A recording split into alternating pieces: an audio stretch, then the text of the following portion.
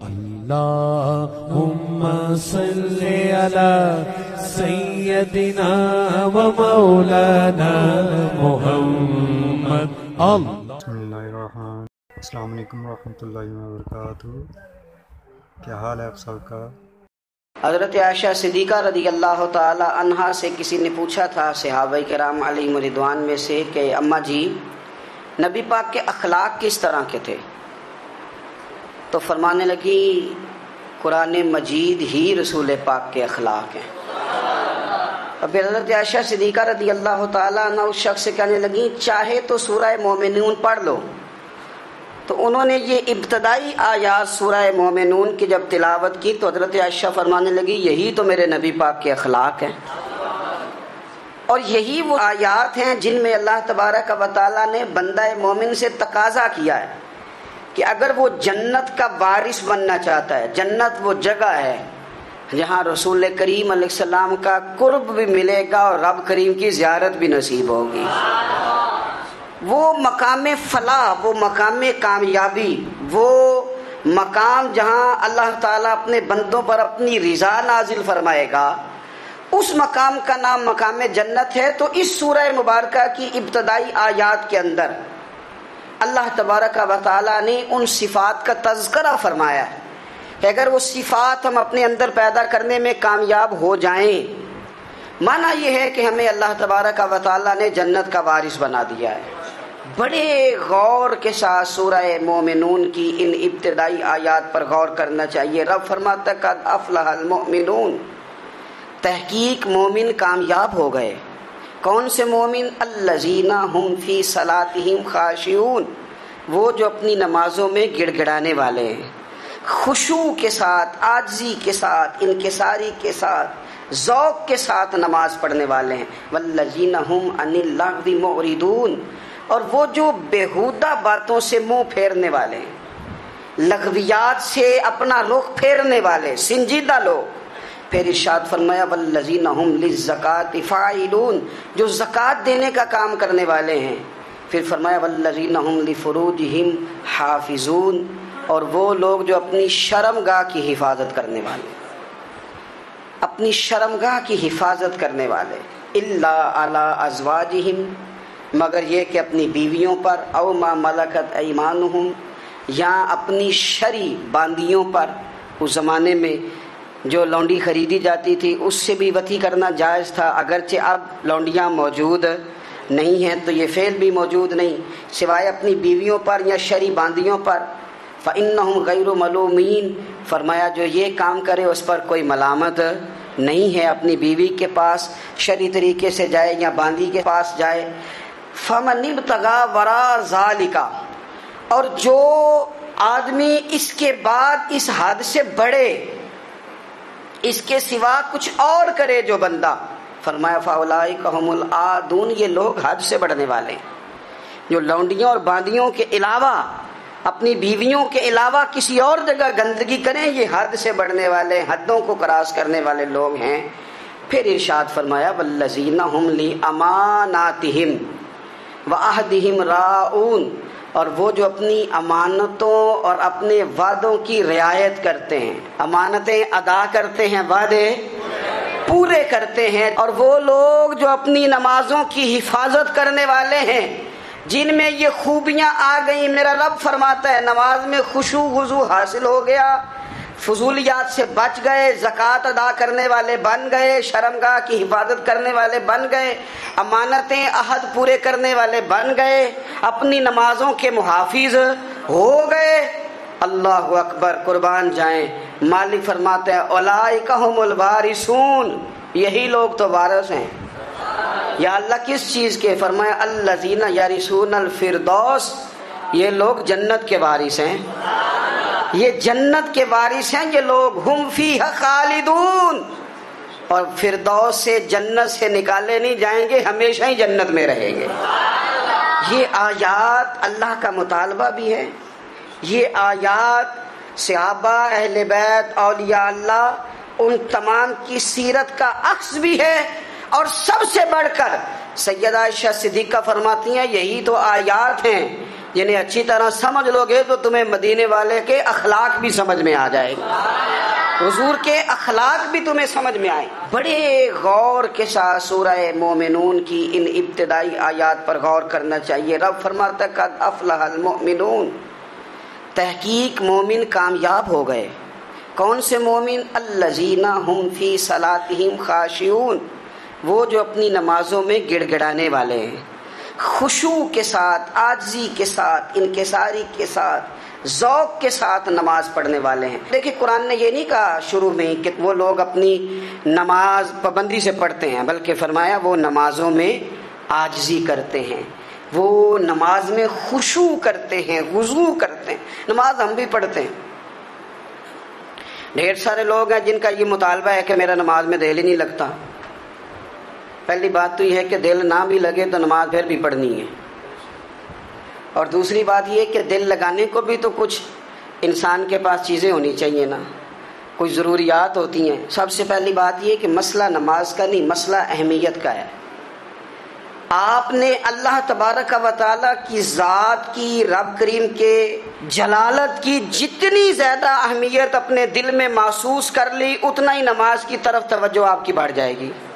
आप सादी सी मिसाल है, गौर कर लें, जितना आप अपने उस्ताद को प्रोटोकॉल देते हैं, जितनी इज्जत करते हैं, उतना ही वक्त पे आप उनके पास पहुंच भी जाते हैं। अगर आपके दिल में अहमियत नहीं है तो आप टाल देंगे, और जिस उस्ताद की अहमियत है उसके फ़ोन की घंटी बजते ही फ़ोन भी उठाया जाएगा, और बात पूरी मुकम्मल भी नहीं होगी तो कहा जाएगा जैसे आप कहेंगे, और जो वक्त वो देंगे उनसे 10 मिनट पहले पहुंचने की कोशिश भी की जाएगी। बस समझ लें, दिल लगने ना लगने का मसला नहीं, अहमियत का मसला है।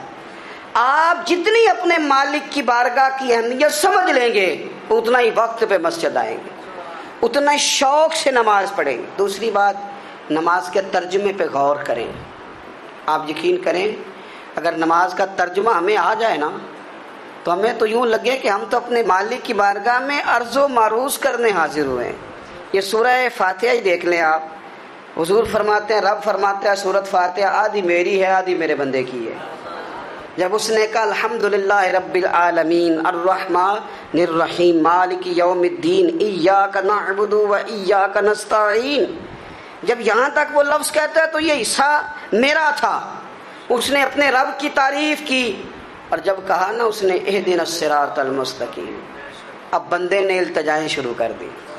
उसने कहा कि मालिक भी तू है, रहमान भी तू है, रहीम भी तू है, इबादत भी तेरी करते हैं तो मदद भी तो तुझी से मांगनी है ना।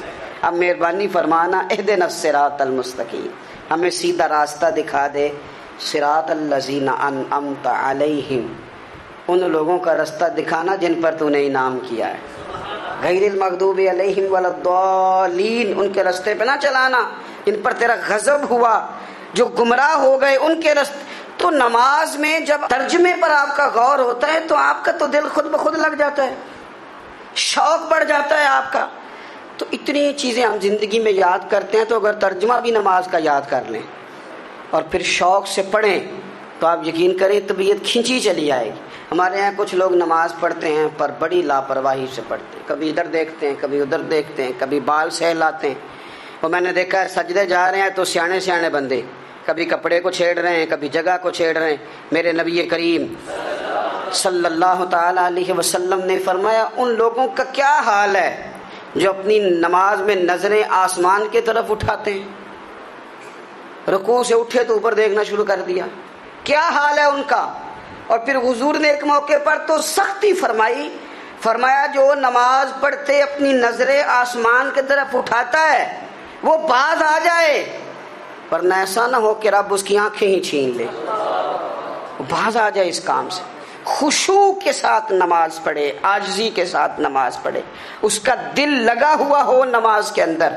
मेरे नबी पाक सल्लल्लाहु ताला अलैहि वसल्लम के गुलाम हज़रत अनस बिन मालिक रज़ियल्लाहु ताला अन्हु फरमाते हैं कि रसूल पाक सल्लल्लाहु अलैहि वसल्लम ने मुझसे फरमाया था कि बेटे नमाज में इधर उधर देखने से बचो, क्योंकि फरमाया नमाज में इधर उधर तवज्जो करना ये बंदे को हलाक कर देता है, हलाकत है इसमें। अगर तुमने इधर उधर तवज्जो की, नमाज तुम मालिक की बारगाह में खड़े हो और तुम देख इधर उधर रहे हो। तो एक तो नमाज आजिज़ी के साथ, फिर फरमाया वल्लज़ीना ہم عن اللغو معرضون، وہ لوگ جو فضول باتوں سے، لغویات سے اپنا منہ پھیر لیتے ہیں، فضولیات سے۔ ہمارے ہاں نا بہت سارے لوگ ایسے ہیں جو بلا وجہ ان چیزوں میں دلچسپی لیتے ہیں جو ان کے مطلب کی نہیں ہے، ان کے مطلب کی مطلب آپ کے جیسے ملے کہتے ہیں کیا حال ہے، ٹھیک ہے جی، بچوں کا کیا حال ہے، ٹھیک ہے، بچے کتنے ہیں؟ تو بھئی آپ کو جب پتہ ہی نہیں تھا کتنے ہیں تو حال کیوں پوچھا آپ نے؟ آپ کرتے کیا ہیں؟ آپ کا بڑا بھائی کیا کرتا ہے، چھوٹا بھائی کیا کرتا ہے، ابا جی کیا کرتے ہیں؟ بھئی آپ کے مطلب کی بات نہیں، آپ مطلب کی مقصد کی بات کریں، بے مقصد باتوں میں الجھنے کی ضرورت نہیں ہے۔ دیکھیں، اپنا ادارہ میں چلاتا ہوں، اپنا گھر آپ چلاتے ہیں، اپنی ڈیوٹی آپ کرتے ہیں، آپ کو زیادہ بہتر پتہ ہے کہ آپ اپنا گھر کیسے چلا رہے ہیں، مجھے زیادہ بہتر پتہ ہے کہ میں مدرسہ مسجد، مجھے زیادہ بہتر پتہ ہے اس کے اندر کون سی اصطلاح کس طرح کرنی ہے، یہ مجھ سے زیادہ بہتر کوئی بندہ جانتا نہیں۔ اب ہم کیا کرتے ہیں، جب ہم دوسرے کے کام میں مداخلت کرتے ہیں تو دو نقصان ہوتے ہیں، ایک تو اس کے ساتھ ہمارا رائے کا اختلاف ہو جاتا ہے، اور دوسرا ہمارے اپنے بہت سارے کام رہ جاتے ہیں، کیونکہ ہماری توجہ ہی دوسرے کی جانب تھی، اپنے بڑے سارے کام رہ جاتے ہیں۔ اس لیے بہت ساری ایسی چیزیں ہیں جن میں بلا وجہ کوئی مقصد نہیں۔ ہم پرانے لوگوں سے باتیں سنا کرتے تھے، ہمارے بزرگ کہا کرتے تھے جیڑے پنڈ جانا نہیں، جیڑے پنڈ جانا نہیں اودا راہ پوچھنے دی کی لغویات میں نہ الجھے، فضولیات میں نہ الجھے، یعنی ٹو میں رہنا، ٹو میں۔ آپ یقین کریں میں نے پرسنلی طور پہ اس چیز کو محسوس کیا ہے کہ ہمارے بہت سارے اہم حقوق صرف اس لیے مس ہوتے ہیں کہ ہماری اپنے سے زیادہ توجہ سامنے والے پہ ہوتی، سامنے والے۔ میں نے دیکھا بڑے بڑے عجیب سوال اور بڑے بڑے انوکھے سوال، مطلب یہ کہ اتنی لمبی چوڑی، اور لوگوں کو بڑا پتہ ہوتا ہے یہ فلاں آدمی جو ہے اس کے بچے کتنے ہیں، وہ بیاہ کہاں پہ ہیں، کس کس علاقے میں ان کی شادیاں ہوئی ہیں۔ اتنی تفصیلات کی ہمیں ضرورت نہیں ہے، ہم سے تو ہمارے بارے میں پوچھا جائے گا، تو ہمیں اپنا معاملہ بڑا صاف ستھرا۔ دیکھیں کیا سونی بات کی مدینے والے رسول، قربان جائیں حضور کے جملوں پر۔ ایک شخص نے پوچھا حضور سونا اسلام کون سا ہے، خوبصورت مسلمان کون ہے؟ تو نبی پاک صلی اللہ علیہ وسلم نے فرمایا وہ خوبصورت مسلمان ہے جو بات اس کے مقصد کی نہیں، بے معنی ہے، وہ بات وہ چھوڑ دے۔ بے مقصد باتوں سے الجھنا جو بندہ چھوڑ دے وہ مسلمان بڑا سونا مسلمان ہے۔ ہم کمزور اس لیے ہوتے ہیں کہ ہماری توجہ زیادہ دوسروں کی باتوں پر پڑتی ہے۔ پھر فرمایا والذین هم للزکاۃ فاعلون، وہ لوگ جو زکوٰۃ دینے کا کام کرتے ہیں، صدقات کرتے ہیں، خیرات کرتے ہیں، وہ کامیاب ہو جاتے ہیں۔ پھر فرمایا والذین هم لفروجهم حافظون، وہ جو اپنی شرمگاہ کی حفاظت کرتے ہیں۔ نوجوان میری بات پر توجہ کریں، فرمایا وہ لوگ جو اپنی شرمگاہ کی، والذین هم لفروجهم حافظون، وہ لوگ جو اپنی شرمگاہ کی حفاظت کرتے ہیں۔ حضور غوث پاک رضی اللہ تعالیٰ عنہ فرمایا کرتے تھے دو چیزیں انسان اپنی سنبھال لینا، ایک پیٹ اور ایک شرمگاہ، تو فرماتے تھے ولایت اس کے بڑی قریب آ جاتی۔ ہم نہ ان لذات میں الجھ جاتے، سیانے سیانے بندے، روٹی کمر سیدھی کرنے کے لیے کھانی چاہیے، زبان کے ذائقے کے لیے نہیں کھانی چاہیے۔ یہ زبان کا ذائقہ لگ جائے یہ کہیں کا نہیں چھوڑتا انسان۔ اپنی شرمگاہ کی جو لوگ حفاظت کر لیتے ہیں، کوئی بڑے سے بڑا گناہ کرنے سے بھی بندہ کافر نہیں ہوتا، بندہ کفر کرنے سے کافر ہوتا ہے۔ گناہ بڑے سے بڑا کرنے والا بھی گناہ گار ہے، کافر نہیں۔ لیکن بعض گناہ ایسے ہیں جو جس وقت بندہ کر رہا ہوتا ہے اس وقت وہ مومن نہیں ہوتا۔ میرے نبی کریم صلی اللہ تعالیٰ علیہ وسلم نے فرمایا جب کوئی شرابی شراب پیتا ہے اس وقت مومن نہیں ہوتا، جب کوئی چور چوری کرتا ہے تو اس وقت مومن نہیں ہوتا، اور جب کوئی زانی زنا کرتا ہے تو تب وہ مومن نہیں ہوتا۔ اتنی دیر کے لیے اس کے دل سے ایمان نکال لیا جاتا ہے کہ جو ہمارے لڑکے بن سنور کے نکلتے ہیں، یہ جو میک اپ کا خرچہ لڑکیوں کے برابر لڑکوں کا ہوتا جا رہا ہے، یہ جو لڑکے بھی رات کو چہرے پر کریم لگا کر کے سوتے ہیں، یہ بتا سکتے ہیں کہ مقاصد کیا ہے؟ بتا سکتے ہیں؟ یعنی بچے بھی بغیر شیمپو کے بال نہیں دھوتے، مثلا کیا کرنا ہے آپ نے اس کا؟ بڑی بڑی قیمتی چیزیں جو ہیں وہ آپ نے رکھی ہوئی ہیں، مقصد کیا ہے؟ یہ جو ہمارے بچے بن سنور کے نکل رہے ہیں تو کیا دعوت دے رہے ہیں سوسائٹی کو؟ شارٹ نکرے پہن کے جو نکلے ہوئے ہیں، اریاں لباس پہن کے نکلے ہوئے ہیں۔ اقبال نے کہا تھا دیار مشرق ہوس میں غلطاں، شباب اریاں شراب عیسیاں، جسے بھی دیکھو غری کے عیسیاں، ہم ایسی تہذیب کیا کریں گے؟ شباب اریاں، تم نے اپنی جوانی ننگی کر ڈالی ہے ساری، معاذ اللہ۔ کن مقاصد کے لیے؟ میں وہ اعداد و شمار بتا نہیں سکتا۔ ہمارے ہاں گند سستا ہو گیا ہے، لوگوں نے گناہ تک پہنچنا آسان بنا دیا ہے۔ آپ دیکھ لیں گندگی دروازے پہ اور گند موبائل میں، کیسے بچائیں ان بچوں کو؟ کیا کریں؟ کلیجے پھٹتے ہیں۔ کبھی باتیں سوچتے ہیں تو سوچتے ہیں آنے والی نسل کو کہاں لے جائیں، کہاں چھپائیں، کیا ایسا کریں کہ یہ بچ جائیں، خدا را قربان جائیں حضرت عثمان غنی پر۔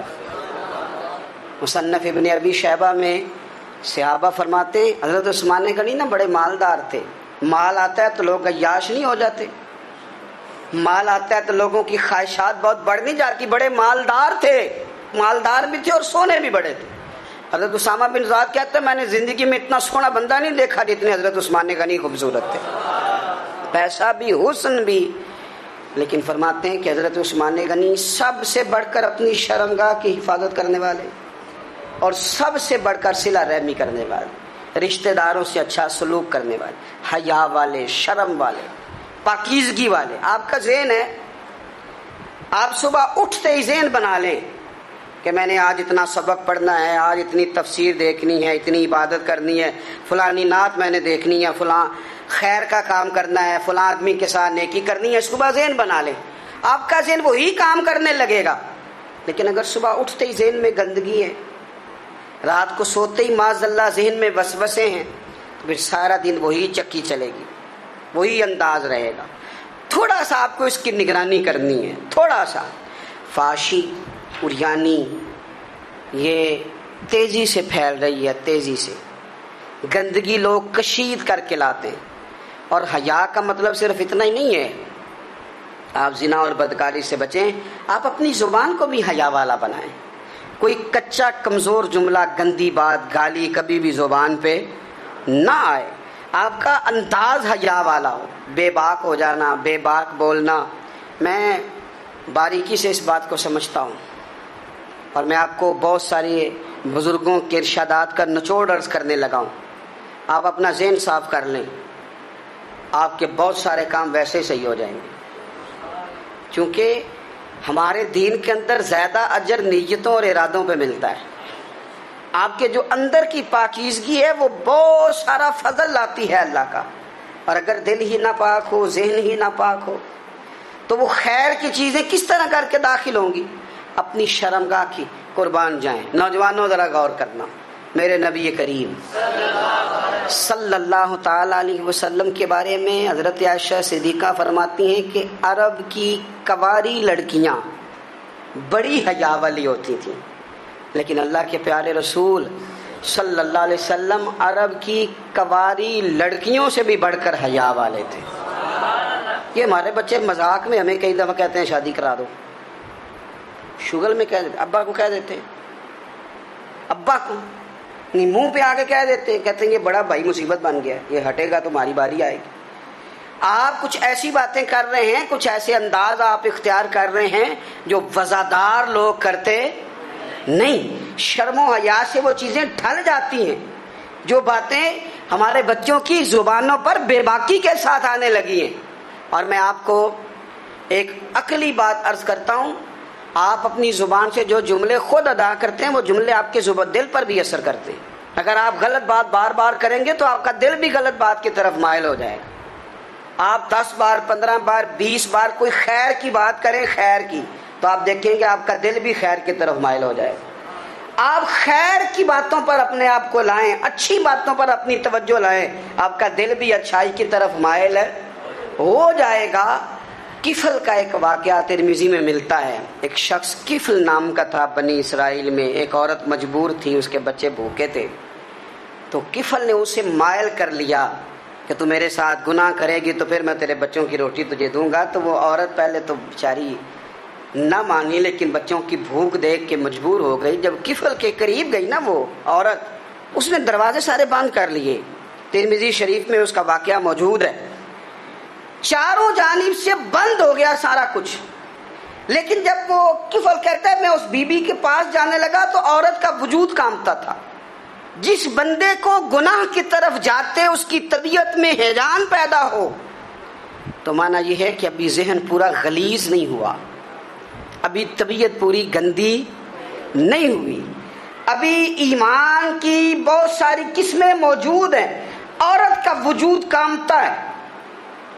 تو کفل کہتے ہیں کہ میں نے اسے کہا کہ سارے دروازے بند ہیں، ڈرتی کیوں ہے؟ تو کہنے لگی ڈرتی اس لیے ہوں کہ سارے دروازے بند نہیں ہوتے، ایک دروازہ کھلا ہے اور وہ دروازہ رب قدیر کا دروازہ ہے، اسے کیسے بند کیا جا سکتا ہے؟ تو کہتے ہیں جب اس نے یہ لفظ کہے تو مجھ پر بھی بات کا اثر ہوا، مجھ پر. تو میں نے کہا کہ اگر تو عورت ہو کے رب سے اتنا ڈرتی ہے تو مجھے تو اس نے مرد بنایا ہے. تو مرد تو ہوتا ہی وہ ہے جو اپنے آپ پر کنٹرول کر سکے. تو اب نہ معاملہ آگے جائے گا، اب یہاں بات رکے گی نہیں، جا میں تجھے آزاد کرتا ہوں. عورت گئی، اس نے توبہ کی کفل نے، اور رات رو کے کہنے لگا مالک آج میں نے توبہ کی ہے تو میرے اوپر مہربانی کرنا، میری توبہ ٹوٹنے نہ پائے. رات اس نے توبہ کی، رات ہی انتقال ہو گیا. لوگوں کو پتا تھا بڑا بے حیا ہے، بد کردار ہے، گناہ گار ہے، شاید لوگ اس کا چہرہ دیکھنے بھی نہ جاتے، پر مالک کریم ہے نا. حضور فرماتے ہیں سویرے اس کے دروازے پہ لکھ دیا اللہ نے، لوگوں رب نے کفل کے سارے گناہ معاف کر دیے ہیں. اس کے دروازے پہ لکھ دیا گیا. جب آپ اپنی حفاظت کرنا چاہتے ہیں تو اللہ پھر اسباب بھی پیدا کر دیتا ہے. اپنی شرمگاہ کی، اپنی نظر کی آپ خوب حفاظت کریں. اور میں آپ کو ایک بات عرض کروں، ایک بندے کے باحیا ہو جانے سے نا، ایک بندے کے ٹھیک ہو جانے سے اس کے دائیں بائیں بے شمار لوگ ٹھیک ہو جاتے ہیں. نہ چاہتے ہوئے بھی آپ کی نیکی کا اثر آپ کے دوستوں پہ پڑتا ہے، نہ چاہتے ہوئے. اور ایک بندے کے بگڑ جانے سے اس کے دائیں بائیں بہت سارے لوگ بگڑ جاتے ہیں، بہت سارے لوگ بگڑ جاتے ہیں. آپ اگر اپنے لب و لہجے پر یہ پابندی لگا سکیں اور اپنے آپ کو اگر آپ سنبھال سکیں تو پھر یاد رکھیے گا بڑی ساری چیزیں بہتر ہو جائیں گی. کچھ چیزیں ایسی ہوتی ہیں جو ہم نہ فراخ دلی سے بانٹتے ہیں، اور کچھ چیزیں ایسی ہوتی ہیں جو مجبور ہو کر ہم دیتے ہیں. کئی دفعہ ایسا ہوتا ہے کہ سامنے والا کچھ زیادہ تکلیف میں ہوتا ہے اور ہمارے پاس بھی وسعت نہیں ہوتی، لیکن زیادہ اجر اسی بندے کو ملتا ہے جو تھوڑی تکلیف برداشت کرے اور سامنے والے کی تکلیف کو دور کرے.